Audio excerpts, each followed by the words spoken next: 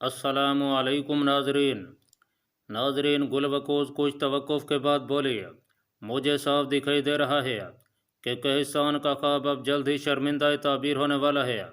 वो दिन दूर नहीं कि जब बलाद शाम से लेकर कोई कफकाज तक कहिस्तान की हुकूमत कायम हो जाएगी। तुम्हारा इस बारे में क्या ख्याल है? क्या मैं गलत कह रही हूँ? मैं कुछ समझा नहीं गुलवकोज, तुम खोल कर कहो क्या कहना चाहती हो। शेख अबू रज़िया तज़ब्ज़ुब भरे लहजे में बोला। उसके माथे की सिलवटें नुमायाँ हो गई थीं।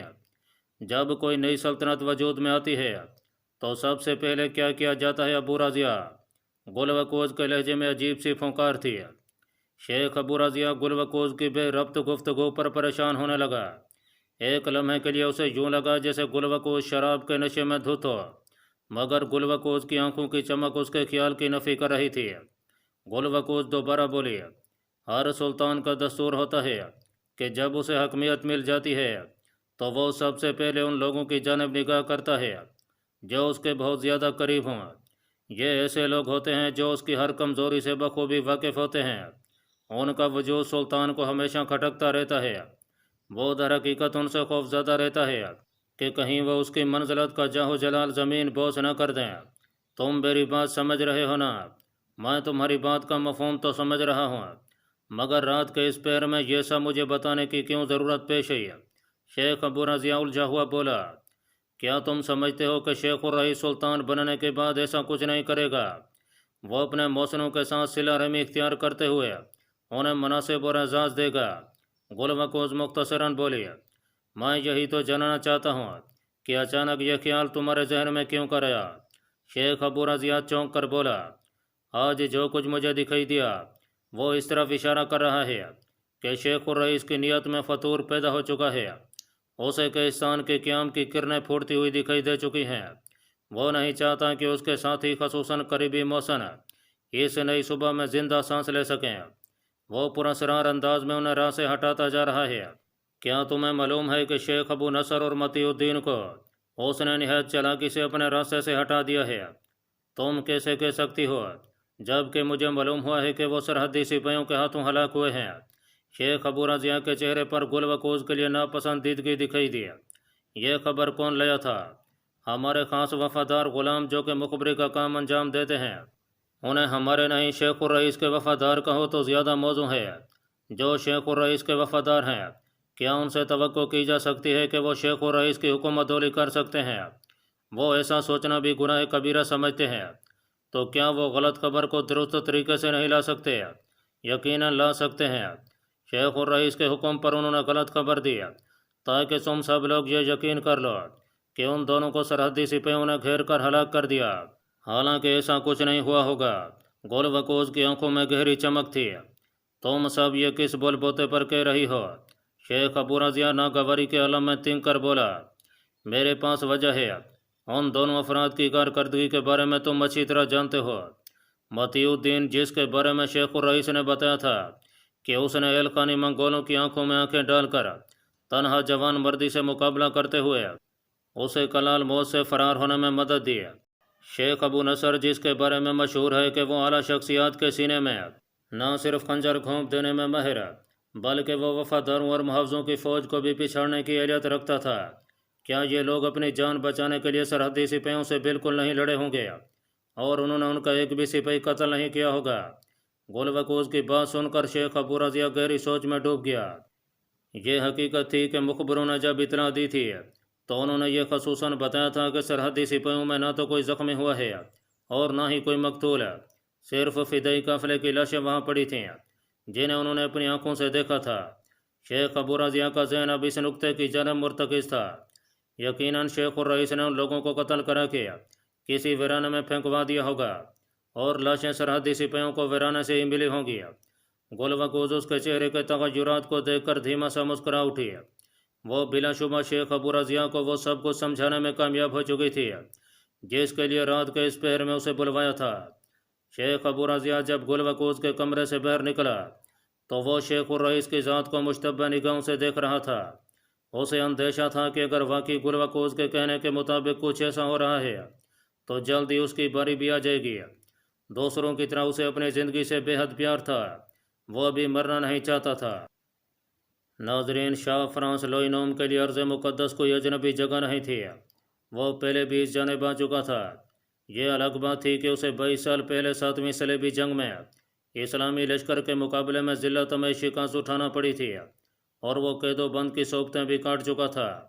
صلیبی جنگ میں شکست کھانے کے بعد وہ اس امید سے 6 سال تک ارض مقدس میں مقیم رہا کہ شاید کوئی ایسی صورت نکلے جس سے وہ کم از کم عزت کے ساتھ اپنے وطن واپس لوٹ سکے، مگر یافا سیدا کیساری اور رقہ کے قیام کے دوران وہ صلیبی سرداروں کی معاونت سے معمولی کارروائیوں سے زیادہ کچھ نہ کر سکا، اور جولائی 1254 عیسوی کو وہ واپس فرانس لوٹ گیا۔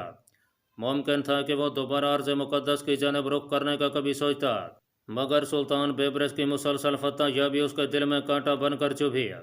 شاہ قسطنطنیہ کلیمنٹ کے جرحانہ خطوط نے اس پر نمک کا کام کیا، بھرا ہوا زخم ایک بار پھر کھل گیا۔ شاہ لوئی نوم کے دل میں مسلمانوں سے انتقام لینے کا جذبہ اٹھ کر آیا۔ اس کی مذہبی خدمات کا جذبہ بھی پوری طرح سرد نہیں ہوا تھا۔ اپنے ہم قوموں میں عزت و منزلت کی خواہش نے سر اٹھایا، اور اس نے آگے بڑھ کر نصرانیت کی مذہبی جنگ کی قیادت کا برملا اظہار کر دیا۔ شاہ فرانس کی ذاتی دلچسپی کو دیکھتے ہوئے نصرانیوں کی بڑی تعداد اس کے لشکر میں رضاکارانہ طور پر شامل ہو گئی۔ یہ الگ بات تھی کہ شاہ فرانس نے دل کھول کر سپاہیوں میں اعلیٰ اور پرکشش انعامات و اعزازات تقسیم کیے۔ اس نے سڑکوں اور چوراہوں پر کھڑے ہو کر لوگوں کو راہ خدا میں اس کار خیر کی انجام دہی کے لیے ابھارا۔ دن رات کی عسکری تیاریوں کے باعث وہ 60,000 کے قریب فوج تیار کرنے میں کامیاب ہو گیا۔ 1270 عیسوی کے آغاز میں وہ اپنے صلیبی تالے ازماؤں کو ساتھ لے کر فرانس سے نکلا۔ اسے رخصت کرنے کے لیے کئی نامور شخصیات فرانس پہنچیں، جن میں شاہ قسطنطنیہ بھی شامل تھا۔ صلیبی لشکر جرار بڑے فخر سے بحری بیڑوں میں سوار ہوا۔ وہ سب سمندری راستے سے ہوتے ہوئے بلاد مصر کے ساحلوں پر اترنے کے خواہش مند تھے۔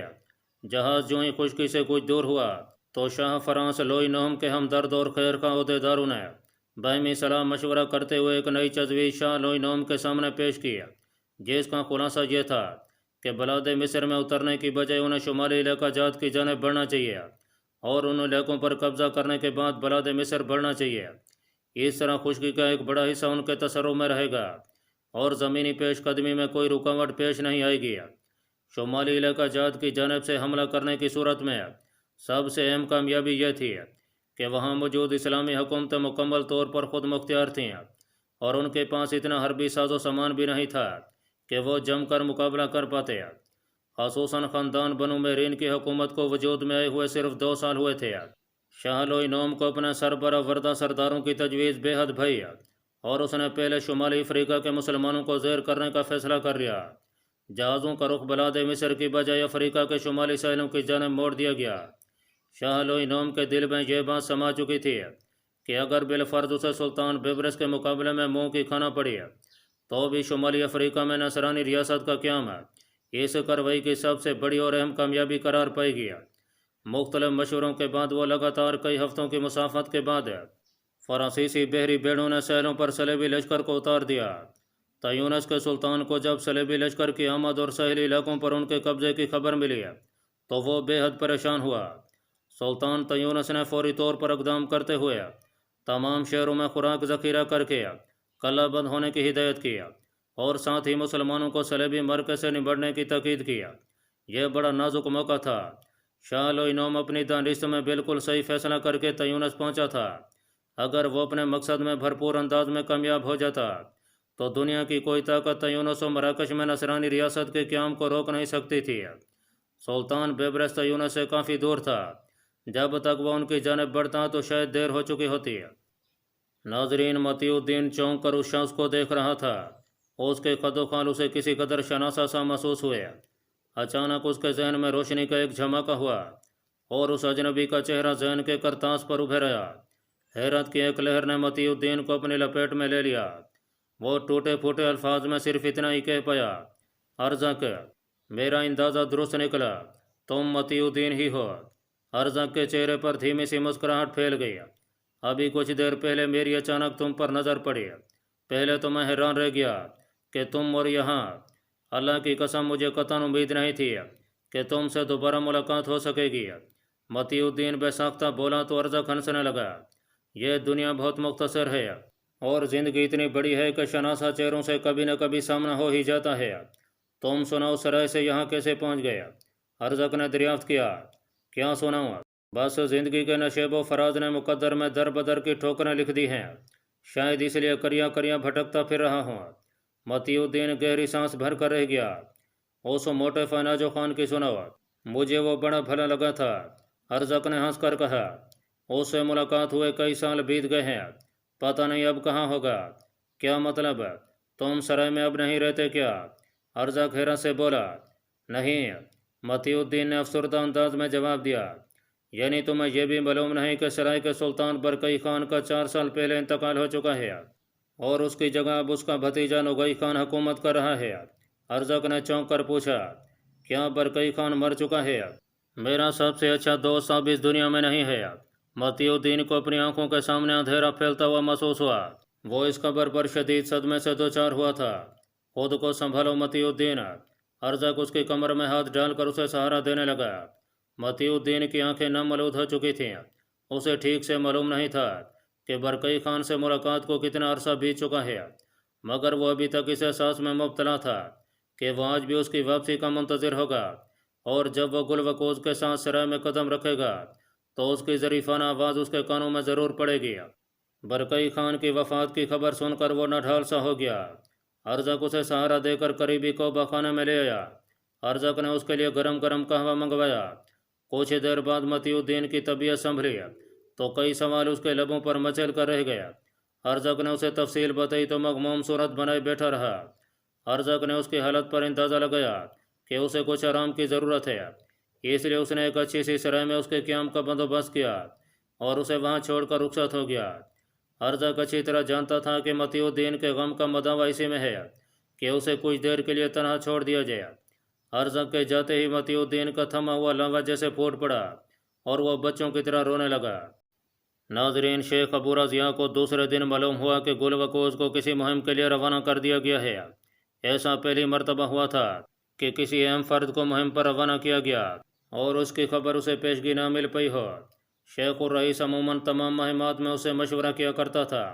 یہ چونکہ خلاف معمول عمل تھا اس لیے وہ کھنک سا گیا۔ گل وقوز کے زہر آلود جملے اس کی سماعت میں ایسے گونجتے رہتے کہ وہ اکثر رات کو چین کی نیند سو نہیں پاتا تھا۔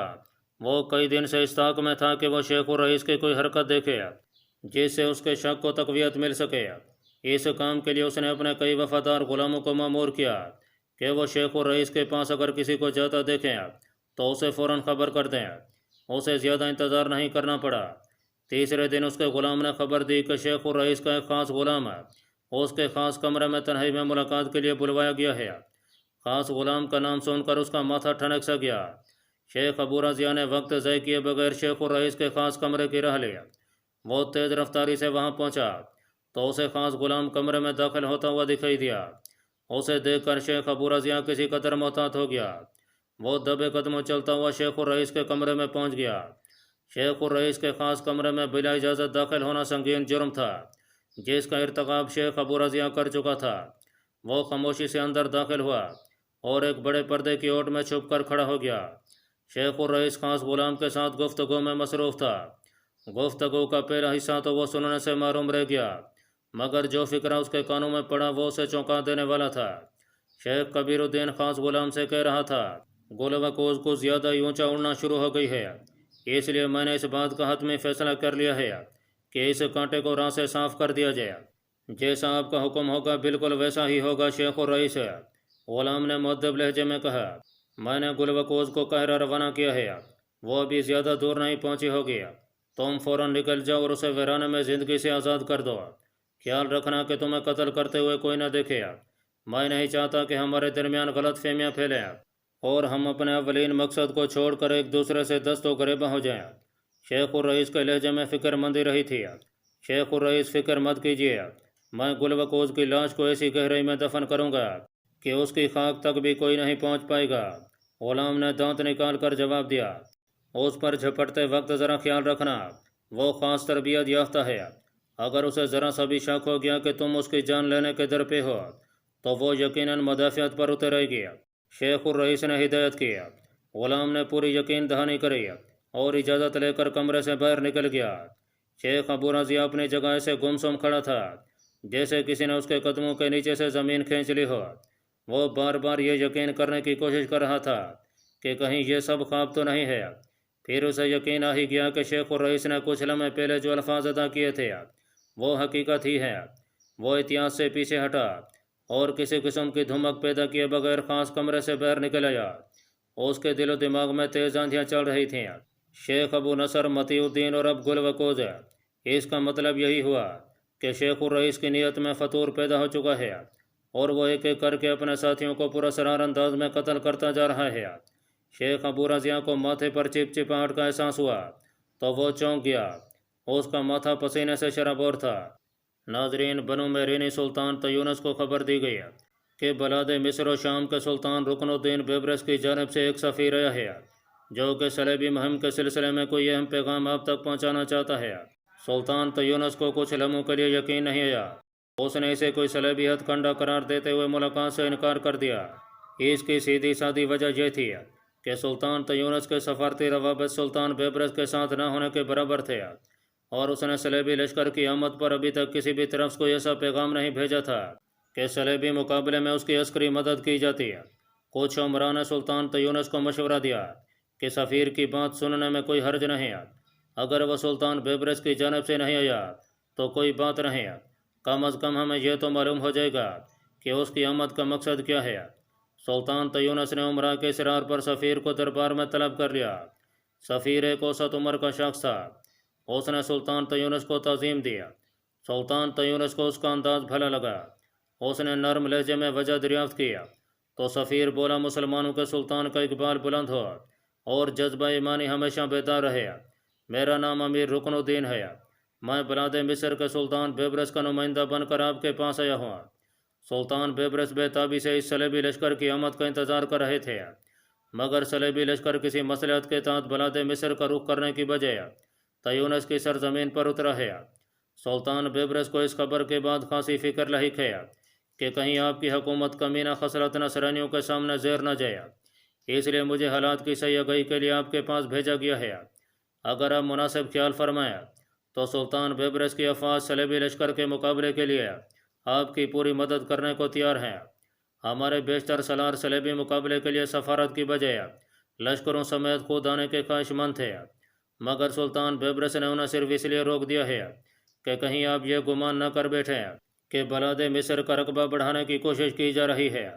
رکن الدین، ہمیں تمہارا انداز گفتگو پسند آیا۔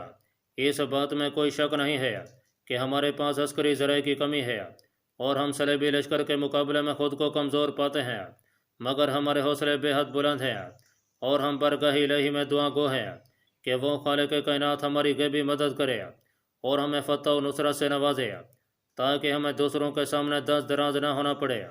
ہم تمہارے سلطان کی نیت اور جذبات سے خوش ہیں کہ اس کا دل سرزمین پاک اور دین اسلام کے سب سے کمینے دشمن کی موجودگی کو پا کر بے چین ہو گیا ہے۔ اللہ تعالیٰ سب کو ایسی قوت ایمانی عطا کرے۔ تم ہماری جانب سے اپنے سلطان کا شکریہ ادا کرو۔ سلطان تیونس رکن الدین سے متاثر دکھائی دیا۔ آپ کا پیغام سلطان محترم تک پہنچ جائے گا۔ رکن الدین کسی قدر توقف سے بولا، سلطان محترم، میری ایک عرض ہے، اگر آپ اسے شرف قبولیت فرمائیں تو مجھے دلی مسرت ہوگی۔ سفیر رکن الدین کی بات سن کر سب لوگ چونک کر اس کی جانب دیکھنے لگے۔ ہاں بولو، ہم سننے کے بعد فیصلہ کریں گے، سلطان تیونس نے نرمی سے کہا۔ ایک سفیر ہونے کی حیثیت سے میرا جو فرض تھا وہ بجا لایا، مگر ایک مسلمان کی حیثیت سے جو فرض ہے اس کی تکمیل میں دل بے تابی کا شکار ہے۔ اگر سلطان محترم اجازت مرحمت فرمائے تو میں اپنے ساتھیوں سمیت اس صلیبی مرکے میں بطور رضاکار سپاہی حصہ لینا چاہتا ہوں، مگر سلطان بیبرس تک خبر کیسے پہنچے گی؟ سلطان تیونس حیرت سے بولا، ہمارے سفارتی گروہ میں 10 افراد شامل ہیں اور میں سے 2 واپس لوٹ جائیں گے جو کہ سلطان بیبرس کو آگاہ کریں گے، جبکہ باقی 8 جہاد میں شریک ہوں گے۔ ہمیں اس امر کی اجازت سلطان محترم کی جانب سے پہلے ہی مل چکی ہے اور شک و شبہ کی دوری کے لیے ہمارے پاس اجازت نامہ بھی موجود ہے۔ اگر آپ کو کسی قسم کا کوئی شبہ ہو تو ہم اجازت کا مراسلہ آپ کی خدمت میں پیش کر سکتے ہیں۔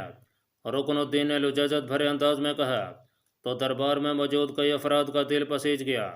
وہ سلطان تیونس سے توقع کرنے لگے کہ وہ اجازت دے دے سلطان تیونس نے ان سے مراسلہ لیا اور اس پر موجود تحریر کو بغور پڑھا۔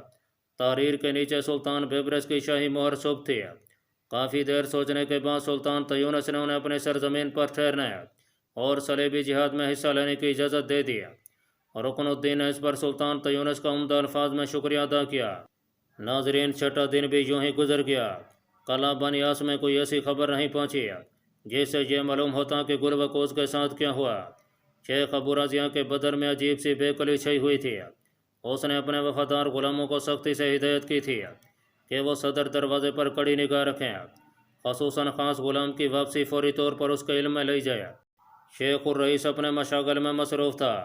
اس کے وہم و گمان میں بھی نہیں تھا کہ شیخ ابو رضیہ اس کے اہم راز سے آگاہ ہو کر اس سے برگشتہ ہو چکا ہے۔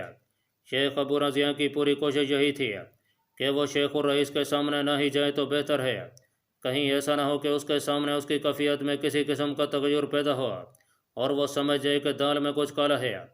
اسی دوران اسے خبر ملی کہ حقاں سے کچھ صلیبی آئے ہیں جو کہ شیخ الرئیس سے ملاقات کرنا چاہتے ہیں۔ صلیبی افراد کی قلعہ بنیاس میں آمد و رفت کافی عرصے سے جاری تھی۔ شیخ الرئیس نے جہاں فدائی گروہ کی تشکیل میں وقت صرف کیا تھا، وہیں وہ صلیبی سرداروں سے بھی حلیفانہ تعلقات کو فروغ دے رہا تھا۔ شاید اس کی وجہ بلاد مصر و شام کی حکومت کی صلیبی مخالفت و مخاصمت تھی۔ صلیبی سردار چونکہ سلطان بیبرس کے عتاب کا شکار تھے، اس لیے شیخ کبیر الدین کو ان کے ساتھ گہری ہمدردی ہو چکی تھی۔ شیخ ابو رضیہ نے ایک غلام کے ذریعے شیخ الرئیس تک نصرانی مہمانوں کی آمد کی خبر پہنچائی۔ کچھ ہی دیر میں اسے ہدایت موصول ہوئی کہ وہ انہیں مہمان خانے میں ٹھہرائے۔ ملاقات کل ہی ممکن ہو سکے گی۔ شیخ ابو رضیہ پہلے ہی دل میں دعائیں کر رہا تھا کہ اسے شیخ الرئیس کے سامنے پیش ہونا نہ پڑے۔ اتفاق سے اس کی مشکل حل ہو گئی۔ وہ نصرانی افراد کو مہمان خانے میں ٹھہرانے کا بندوبست کرنے میں مصروف ہو گیا۔